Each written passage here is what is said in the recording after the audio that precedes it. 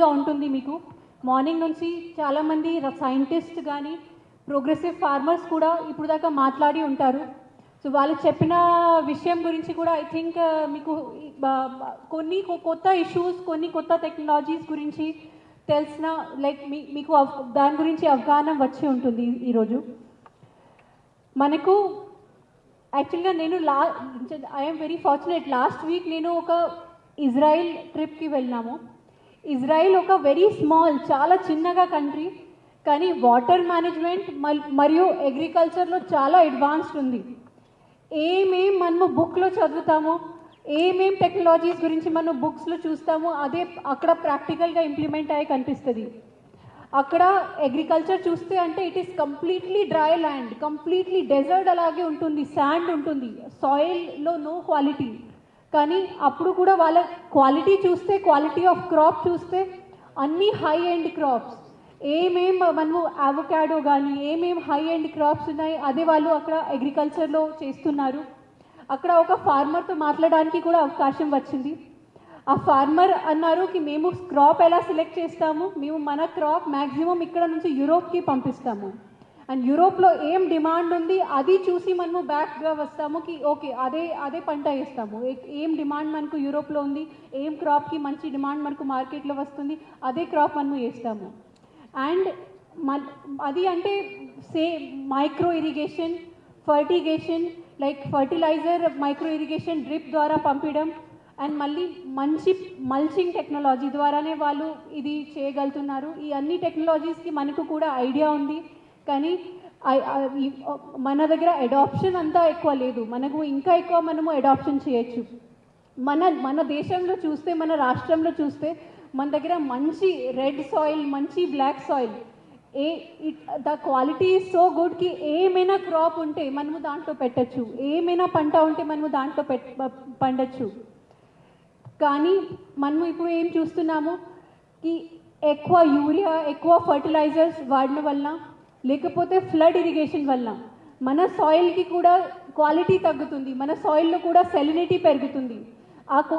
ఇప్పుడు ఏమవుతుంది కి ఆ ప్యాడీ వేయకుండా వేరే ఏమైనా వేయడానికి అవకాశమే ఉండలేదు. బికాజ్ మనం అంతా ఫ్లడ్ ఇరిగేషన్ చేసి ఆ సాయిల్కి క్వాలిటీ మొత్తం దానికి క్వాలిటీ తగ్గుతుంది. ఈ సంవత్సరం స్పెషల్గా మనకు ఎల్ నీనో సంవత్సరం ఉంది. మనము దానికి ఆల్రెడీ ఎఫెక్ట్స్ చూస్తున్నాము. అన్ని జిల్లాల కంటే హన్మకొండ ఆస్ట్రైల్ Warangal one of the worst affected area ఉంది. మనకు ఇప్పుడు ఆల్మోస్ట్ -45% డెఫిసిట్ ఉంది రెయిన్ఫాల్. ఈ సంవత్సరం it is a very good అంటే మన కోసం ఒక మంచి అవకాశం క్రాప్ డైవర్సిఫికేషన్కి వెళ్ళడానికి. ఇంతకుముందు పెట్టిన ప్యాడీ, కాటన్ కంటే వేరే క్రాప్స్ లైక్ పల్సెస్, వెజిటేబుల్స్కి పోవడానికి అవకాశం ఉంది. మీ అందరితో ఒకటే రిక్వెస్ట్కి ఇప్పుడు కూడా మనకు టైం ఉంది, ఇప్పుడు కూడా ఆగస్ట్ ఎండ్ వరకు మనకు టైం ఉంది. ఏమైనా ల్యాండ్ ఖాళీ ఉండకూడదు, ఏమైనా ల్యాండ్ ప్యాడీ నుంచి చేంజ్ చేస్తున్నారు compulsory short term vegetables, short term pulses ఏమైనా దానికి మూవ్ అవ్వండి. మనకు తెలియదు కి మళ్ళీ నెక్స్ట్ సీజన్ వర్షం ఎలా ఉంటుంది. మీరు ఖాళీగా ల్యాండ్ వదిలితే మీ ఫ్యామిలీ ఇన్కమ్ కూడా అఫెక్ట్ అవుతుంది. సో కంపల్సరీ మీ అందరితో రిక్వెస్ట్కి ఏమైనా ఒక క్రాప్కి మూవ్ అవ్వండి. ఇంకా కూడా ఒకటే రిక్వెస్ట్కి ఇప్పుడు మనము ఇది అర్థం చేసుకోవాలి కి మనకు ఈ వాటర్ స్కేర్సిటీ అంటే ప్రతి సంవత్సరం పెరుగుతుంది. సో ఇదే ఒకటి యాజ్ మచ్ యాజ్ పాసిబుల్ మనకు డ్రిప్ కోసం కూడా, మైక్రో ఇరిగేషన్కి కూడా మనకు చాలా సబ్సిడీ ఉంది, 90% దాకా కూడా మనకు సబ్సిడీ ఉంటుంది. సో మనము యాజ్ మచ్ యాజ్ పాసిబుల్ ఈ కొత్త టెక్నాలజీస్కి మనము చేంజ్ చేస్తే మన ఫ్యూచర్ కూడా సిక్యూర్ చేయగలుగుతాము. లేకపోతే ప్రతి సంవత్సరం మనకు ఇట్లాగే వాటర్ షార్టేజ్ వలన, వాటర్ స్కేర్సిటీ వలన ప్రాబ్లమ్స్ వస్తూనే ఉంటాయి. ఇదే చెప్పి నేను ఐ విల్ స్టాప్. అండ్ మళ్ళీ ఒకసారి మా ఇన్ఛార్జ్ మినిస్టర్ సార్ మనకు ఈరోజు క్లోజింగ్ సెరమనీకి వచ్చినారు, ఆయనకి చాలా ధన్యవాదాలు. Thank you. ధన్యవాదాలు మేడం. చిన్న అనౌన్స్మెంట్ అండి.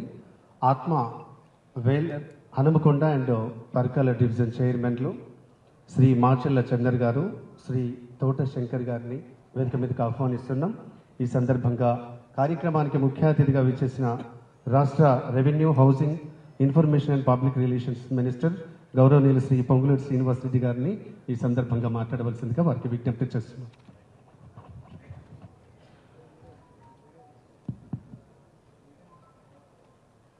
సభకు నమస్కారం.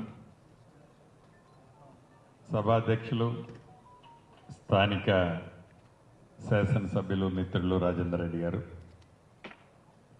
మరొక సహచార శాసనసభ్యులు నాగరాజు గారు, మరొక శాసనసభ్యులు ప్రకాష్ రెడ్డి గారు, ఎమ్మెల్సీ సారయ్య గారు, గౌరవ జిల్లా కలెక్టర్ గారు, గౌరవ ఆత్మ కమిటీ చైర్మన్లు, రైతు నాయకులు వెంకటరెడ్డి గారు, గౌరవ అగ్రికల్చర్ ఆఫీసర్సు, అదే రకంగా రెవెన్యూ అధికారులు, వివిధ ప్రాంతాల నుంచి వచ్చిన నా కుటుంబ సభ్యులైన రైతులు,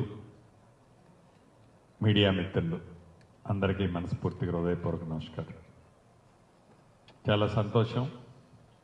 ఉదయం నుంచి సుదీర్ఘంగా రైతులకి వివిధ సెక్టార్లు, అది సైంటిస్టులు కానీ, అనుభవం ఉన్న రైతులు కానీ, అధికారులు కానీ అమూల్యమైన వారి సందేశాలు చెప్పటం, దానికి మీరు కొంతమంది రైతన్నలు స్థానికంగా ప్రాక్టికల్గా గ్రౌండ్లో మీకు వచ్చే ఇబ్బందుల గురించి చర్చించుకోవటం, ఓవరాల్గా డెఫినెట్గా ఈ ఫుల్ డే ఏదైతే మీ డిస్కషన్ జరిగిందో తప్పకుండా భవిష్యత్తులో మీరు చేసే వ్యవసాయ పనుల్లో ఇది ఉపయోగపడుతుందని నేను ప్రగాఢంగా నమ్ముతున్నాను. మీకు తెలియంది కాదు, మీ అందరి దీవెనలతో మన ప్రజాప్రభుత్వం వచ్చి ఈ గడిచిన 2 సంవత్సరాల 8 నెలలలో రైతుల పట్ల పెద్దపేట, రైతన్నల పక్షపాత ప్రభుత్వంగా గౌరవ ముఖ్యమంత్రి రేవంత్ రెడ్డి గారి నాయకత్వంలో ఈ ప్రభుత్వం ముందుకు పోతుంది. అనేక ఒడదడుగులు వచ్చినా, రాష్ట్ర ఆర్థిక పరిస్థితి సహకరించకపోయినా రైతుని రాజు చేయాలనే తాపత్రయంతో ఆనాటి ప్రభుత్వం నెలకి 2,500 కోట్లు యావరేజ్న ఖర్చు పెడితే, మన ప్రభుత్వం వచ్చిన తర్వాత రైతన్నల కోసం యావరేజ్న 5,250 కోట్లు మన ప్రభుత్వం వచ్చిన తర్వాత రైతన్నల కోసం వివిధ రూపాలలో రైతన్నలకి గడిచిన ఈ 2.5 సంవత్సరాల్లో మన ప్రభుత్వం ఖర్చు పెట్టింది. ఖర్చు పెట్టడమే కాదు, రైతులకు ఒక పూర్తి భద్రత, భరోసా ఈ ప్రభుత్వంలో కల్పించగలిగాం. ఇది రాజకీయ విమర్శ కాదు, కానీ ఏదైతే ధాన్యం విషయంలో కూడా మొన్న యాసంగి పంటలో కూడా రైతులు మనం భగవంతుడి దీవెనలతో, రైతుల కష్టంతో అద్భుతంగా పంటలు పండాయి. కనీమీని ఎరగినంత పంట పండింది. ఈ ప్రభుత్వం చిత్తశుద్ధితో చివరి గింజ దాకా కొంటామని మాటిచ్చాం. ఇచ్చిన మాట ప్రకారం ఎక్కడా రైతన్నకి ఇబ్బంది కలగకుండా, అది వర్షంలో తడిచినా, ఇతరత్రా ఇబ్బందులు కలిగినా రైతన్న లాసు పోవద్దు అని చివరి గింజ దాకా ధాన్యాన్ని కొన్నాం. కొనటమే కాకుండా మద్దతు ధరతో పాటు టెన్షన్గా మన ప్రభుత్వంలోనే మీ ఖాతాలకు రాష్ట్ర వ్యాప్తంగా జమ చేశాం. ఏవైతే రైతులకు ధాన్యాన్ని సేకరించే టైంలో డెఫినెట్గా కొన్ని ఇబ్బందులు ఉన్నమాట వాస్తవం. ఆనాటి ప్రభుత్వ నిర్వాహకం వలన, ఆనాడు రాష్ట్ర విభజన జరిగిన తర్వాత సరైన గోడములు నిర్మించిన కారణంగా సేకరించిన ధాన్యాన్ని నిల్వ చేసే స్థానాలు కూడా ఆనాడు ఏర్పాటు చేయని కారణంగా మన ప్రభుత్వం వచ్చిన తర్వాత గోడాములు డబలగా పెంచి, ఇంకా అవి కూడా సరిపోకపోతే కొంచెం సేకరించే దాంట్లో కొద్ది టైం తీసుకున్నమాట వాస్తవం. అయినా ముందు నుంచి చెప్తున్నాం, నీటిపారుదల శాఖ మంత్రి గారు కానీ, సివిల్ సప్లై శాఖ మంత్రి పదే ఉత్తమ్ కుమార్ రెడ్డి గారు కూడా చెప్పారు, ఏ రైతన్నని ఈ ప్రభుత్వం ఇబ్బంది పడుతూ, రైతుల పక్షపాత ప్రభుత్వం ఈ ప్రభుత్వం, మేము కొంటామని చెప్పి కొంటున్న సందర్భంలోనే ఒకళ్ళ బొస్సు యాత్రని మొదలుపెట్టారు, ఒకళ్ళ కల్లాల బాటని మొదలుపెట్టారు. సిగ్గు లేకుండా వారు అధికారంలో ఉన్ననాడు 10 సంవత్సరాలు ఎలకబెట్టినాడు. అదే రైతన్నగా చేతులకి చంటి పిల్లలను కూడా పక్కనుండంగానే సంఖ్యలు వేసిన చరిత్ర, ఒరేస్తే ఉరేని చెప్పింది వారి టైంలో. ఇక కేంద్ర ప్రభుత్వం ఉంది, ఏదో మొక్కుబడిగా నోటి మీద పడికట్టు పదాలు మాట్లాడటమే తప్ప వారి పరిపాలించే ఏ రాష్ట్రాల్లో కూడా ఈ రాష్ట్ర ప్రభుత్వం చేసిన విధంగా రైతులను ఆదుకున్న సందర్భాలు ఎప్పుడూ లేవు. అంతెందుకు, మొక్కల విషయానికి వస్తే మన పక్కనున్న రాష్ట్రంలో 100-200 రూపాయలు క్వింటాలకి ఇచ్చి చేతులు దులుపుకొని పోతే ఈ రాష్ట్ర ప్రభుత్వం చిత్తశుద్ధితో మద్దతు ధరతో మొక్కల్ని జొన్నల్ని కొన్న ప్రభుత్వం. అంటే రైతు పక్షపాత ప్రభుత్వం, రైతుల కష్టాలు తెలిసిన ప్రభుత్వం. ఇందిరమ్మ ప్రభుత్వం అంటేనే రైతుల పక్షపాత ప్రభుత్వం. ఇలా అనేక కార్యక్రమాల్లో రైతులకి అండదండలుగా ఉన్నాయి.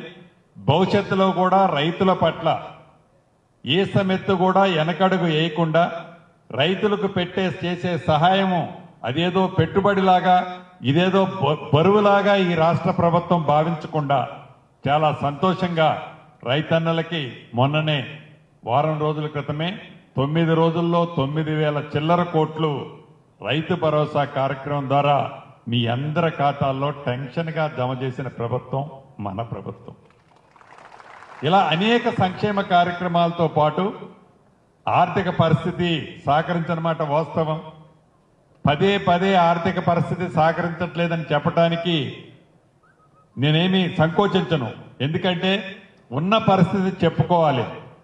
ఇవాళ ఏ పరిస్థితిలో ఉన్నామో ఏ ఆసామైనా కూడా ఏ రైతైనా ఏ ఇంటి పెద్ద అయినా కూడా మన ఆర్థిక పరిస్థితి ఏందో మనం ఆ కుటుంబ సభ్యులతో చర్చించుకోవటం వల్ల తప్పు కాదు.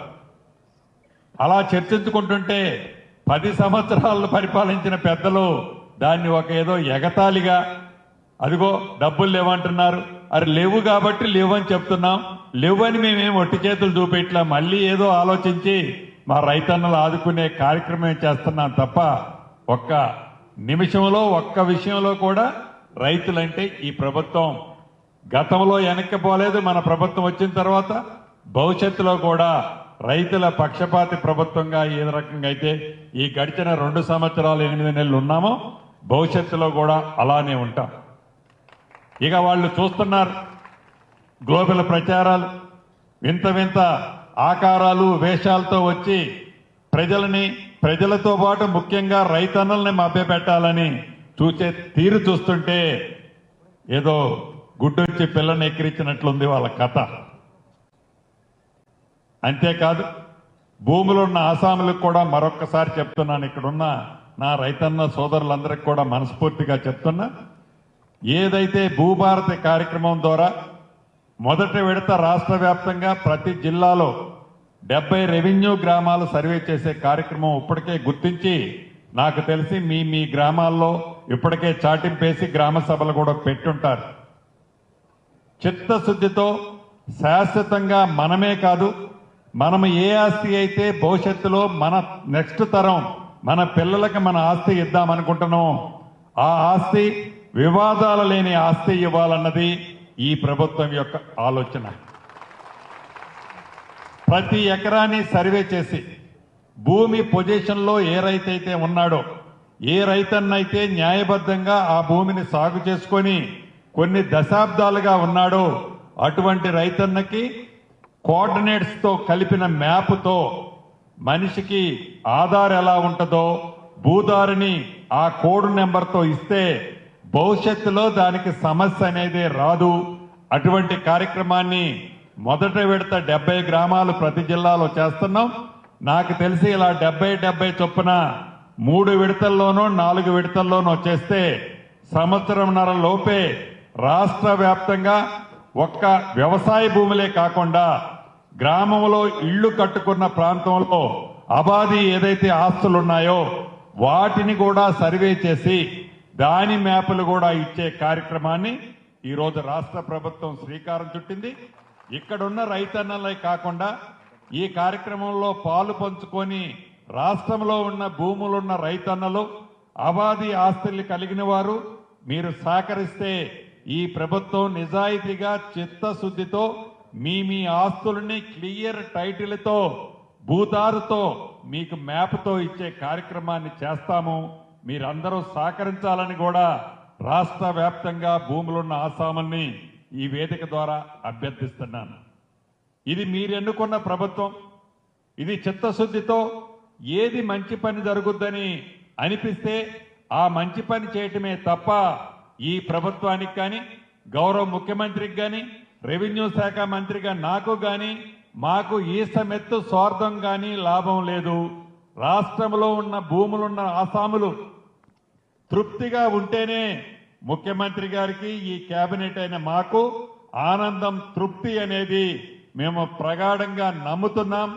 భవిష్యత్తులో కూడా ఏదైతే 10 సంవత్సరాలు పరిపాలించినాడు ధరణి అనే ఒక భయంకర భూతాన్ని ఇష్టం లేకుండా ఆనాడు 4 వ్యక్తులు 4 గోడల మధ్య వారి స్వలాభం కోసం, వారి స్వార్థం కోసం, వారి ఆస్తులని ఆక్రమించుకుంటున్న వాటిని రెగ్యులైజేషన్ చేయడం కోసం తెచ్చిన ధరణిని డెఫినెట్ గా బంగాళాఖాతంలో వేస్తామని వేసిన తర్వాత తెచ్చిన భూభారతి మీ అందరికీ భవిష్యత్తులో రాబోయే రోజుల్లో అదొక చుట్టంలా ఉంటదని కూడా మనస్ఫూర్తిగా తెలియజేస్తూ, ఈ వర్ష ప్రభావం అనేది నాకంటే మీకు ఎక్కువ తెలుసు.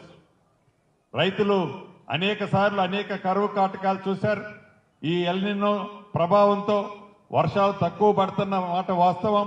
అనుకోకుండా అటు గోదావరి ప్రాంతంలో, కృష్ణా ప్రాంతంలో కూడా ఎగువన కురిసిన వర్షాల వలన కొన్ని ప్రాజెక్టులకి కొంతవరకు నీరు వచ్చింది. దాన్ని దృష్టిలో పెట్టుకొని తెలివిగా గతంలో మీకున్న అనుభవంతో మీరు మంచి పంటలు, ఉపయోగకరమైన పంటలు, నీరు తక్కువగా ఉపయోగించే పంటల్ని వేసుకోవాలని ఇప్పటివరకు సైంటిస్టులు చెప్పుంటారు. అదేవిధంగా సైంటిస్టుల కంటే కూడా మీరే ఒక పెద్ద సైంటిస్టులు. మీ అనుభవమే ఒక పెద్ద సైంటిస్టులకు అన్న అనుభవం కంటే ఎక్కువ ఉంటుంది. కాబట్టి అనుభవజ్ఞులైన మీరు వేసే పంట భవిష్యత్తుని దృష్టిలో పెట్టుకొని వేసుకుంటారని మనస్ఫూర్తిగా మీ అందరినీ కోరుతూ, ఉదయం నుంచి క్రమశిక్షణతో రైతుగా మీరు మీ పొలాలనే కాకుండా మీ పరిసర ప్రాంతాల్లో ఉన్న రైతులను కూడా ఒక పాజిటివ్ వేలో జరిగిన ఈ చర్చని మీ గ్రామాల్లో తీసుకెళ్లి 4 రైతులకి 40 మంది రైతులకి మంచి జరిగే విధంగా మీరు మీ ఉద్దేశాలు ఇక్కడ విన్నది, నేర్చుకున్నది తెలియజేస్తారని తెలుపుతూ, మరొక్కసారి నా కుటుంబ సభ్యులైన రైతన్నలందరికీ మనస్ఫూర్తిగా మీ అందరి దగ్గర సెలవు తీసుకుంటున్నాను. Thank you very much.